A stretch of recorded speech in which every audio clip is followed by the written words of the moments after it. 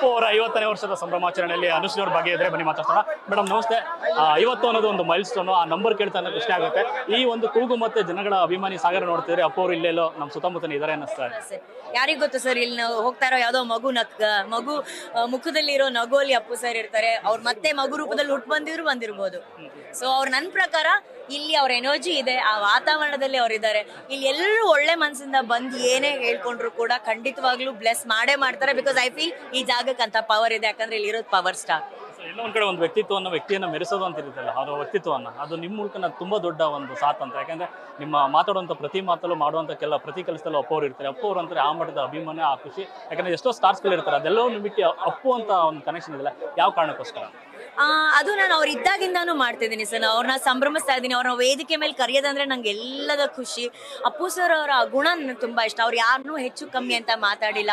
ಯಾರೇ ಬಂದು ಮಾತಾಡಿದ್ದಾರೆ ಅವ್ರ ಜೊತೆ. ನಾನು ಒಂದ್ಸಲಿ ಆಕ್ಚುಲಿ ಇಲ್ಲೇ ಅಪ್ಪಾಜಿ ಸಮಾಧಿ ಹತ್ರ ನಾನು ತುಂಬಾ ಹಿಂದೆ ಶೂಟ್ ಮಾಡಕ್ ಬಂದಿದ್ದಾಗ ಗುರುವಾರ ಅಪ್ಪು ಸರ್ ಅಲ್ಲಿ ಗೇಟ್ ಇಂದ ಜಂಪ್ ಮಾಡಿ ಬಂದಿದ್ರು. ಯಾರು ಅಪ್ಪಾಜಿ ಅವ್ರ ಫ್ಯಾನ್ಸ್ ಅನ್ಕೊಂಡಿನಿ, ಏನೋ ಊಟ ಇಟ್ಟಿದ್ರು. ಅವ್ರು ಏನು ಯೋಚನೆ ಕೂಡ ಮಾಡಿಲ್ಲ, ಹೋಗಿ ಅದನ್ನ ಪ್ರಸಾದ ತರ ಸ್ವೀಕರಿಸಿದ್ರು. ಆ ಗುಣ ಎಲ್ಲರಿಗೂ ಬರಲ್ಲ ಸರ್. ಅದು ಹಿಂದಿನ ದಿನ ಇಟ್ಟಿದ್ದು, ಅವ್ರು ನೆಕ್ಸ್ಟ್ ಡೇ ತಿಂದಿದ್ದಾರೆ. ಅದನ್ನೆಲ್ಲ ನೋಡಿದಾಗ ನಮ್ಗೆ ಅನ್ಸುತ್ತೆ ಇದ್ರೆ ಇವ್ರ ತರ ಬದುಕಬೇಕು ಅಂತ. ಅಪ್ಪು ಅವರ ಪ್ರತಿ ಸಂಭ್ರಮದಲ್ಲೂ ಭಾಗಿಯಾಗ್ತಾರೆ. ಯಾವ್ದಾದ್ರು ನೆನಪಿದೆ ಬರ್ಡೇ, ಅದನ್ನ ನೀವು ಹುಡ್ಕೊಂಡೋಗಿ ಅವ್ರಿಗೆ ವಿಶ್ ಮಾಡಿದ? ನಾನು ಅವ್ರ ಮನೆಗೆ ಹೋಗಿದ್ದೆ, ಅವ್ರು ಕೇಕ್ ಕೊಟ್ಟಿದ್ದೆ. ಇನ್ಫ್ಯಾಕ್ಟ್ ಬರ್ಡೇ ಹಿಂದಿನ ದಿನಾನೇ ಹೋಗಿದ್ದೆ.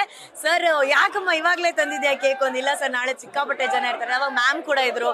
ಅವ್ರು ಜ್ಯೂಸ್ ಕೊಟ್ಟು ಕೂರ್ಸಿ ಆ ಕೇಕ್ ಕಟ್ ಮಾಡಿ ಪ್ರೀತಿಯಿಂದ ಮಾತಾಡಿಸಿ ಮನೆಗೆ ಹೋದ್ರೆ ತಪ್ಪದೇ ಇಲ್ಲ. ಅದು ಯಾವಾಗ್ಲೂ ಮಾಡಿದ್ದಾರೆ. ಯಾವತ್ತೇ ಹೋದ್ರು ಅವರೇ ಗೇಟ್ ವರೆಗೂ ಬಂದು ಎಲ್ಲರನ್ನ ಡ್ರಾಪ್ ಮಾಡಿ ಹೋಗ್ತಾರೆ. ಅದು ಅವ್ರ ದೊಡ್ಡ ಗುಣ. ನಿಮ್ಮ ಪ್ರೀತಿಯ ಪುನೀತ ಕನ್ನಡಿಗರ ಬಗ್ಗೆ ಮಾತಾಡೋದಾದ್ರೆ, ಸೂರ್ಯನೊಬ್ಬ ಚಂದ್ರನೊಬ್ಬ ರಾಜನೊಬ್ಬ ಅಂತ ಆ ಮಾತನ್ನು ನಿಜ ಮಾಡ್ತೀರಾ? ನಾನು ಆಕ್ಚುಲಿ ಇನ್ಸ್ಟಾಗ್ರಾಮ್ ಅಲ್ಲಿ ಒಂದು ಮಾತು ನೋಡಿದೆ. ಅದನ್ನೇ ನಾನು ಮೊನ್ನೆ ಸರಿಗಮಪ ವೇದಿಕೆಯಲ್ಲಿ ಹೇಳಿದೆ. ನಮಗೆ ವರ್ಲ್ಡ್ ಸಿನಿಮಾ ಬಗ್ಗೆ ಗೊತ್ತಿಲ್ಲ, ಆದ್ರೆ ಅಪ್ಪು ಸರ್ ಸಿನಿಮಾ ಬಿಡುಗಡೆ ಆದಾಗ ನಾವು ವರ್ಲ್ಡ್ ಸಿನಿಮಾಗಿಂತ ಜಾಸ್ತಿ ಸಂಭ್ರಮಿಸ್ತೀವಿ. ಯಾಕಂದ್ರೆ ಅಪ್ಪು ಸರೇ ನಮ್ಮ ವರ್ಲ್ಡ್. ಸೊ ಎಲ್ಲ ಪುನೀತ ಕನ್ನಡಿಗರಿಗೆ, ಅವರ ಅಭಿಮಾನಿಗಳಿಗೆ ಥ್ಯಾಂಕ್ ಯು ಸೋ ಮಚ್. ಈ ಸಂಭ್ರಮನ ಇನ್ನೂ ಹೆಚ್ಚು ಮಾಡಿಸಿದ್ದಕ್ಕೆ ಥ್ಯಾಂಕ್ ಯು. ಮೊನ್ನೆ ಅಷ್ಟೇ ಸಂಭ್ರಮ ಅಂದ್ರೆ ಅಪ್ಪು ರಿಲೀಸ್ ಆಯ್ತು, ಕಣ್ಣಲ್ಲಿ ನೀರು ಹಾಕಿದ್ರಿ. ಎರಡೆರಡು ಸರಿ ಸಿನಿಮಾ ನೋಡಿದ್ರೆ ಒಂದು ಸೀನ್ ಮಿಸ್ ಆಗಿದೆ. ನಾನು ಅಂದ್ರೆ ಸ್ಟಾರ್ಟಿಂಗ್ ಟೈಟಲ್ ಕಾರ್ಡ್ ಇಂದಾನು ಮಿಸ್ ಮಾಡಬಾರ್ದು ಅಂತ ಹೇಳ್ಬಿಟ್ಟು ಮತ್ತೆ ನೋಡಿದೆ. ನಾನು ಖುಷಿ ಆಗತ್ತೆ.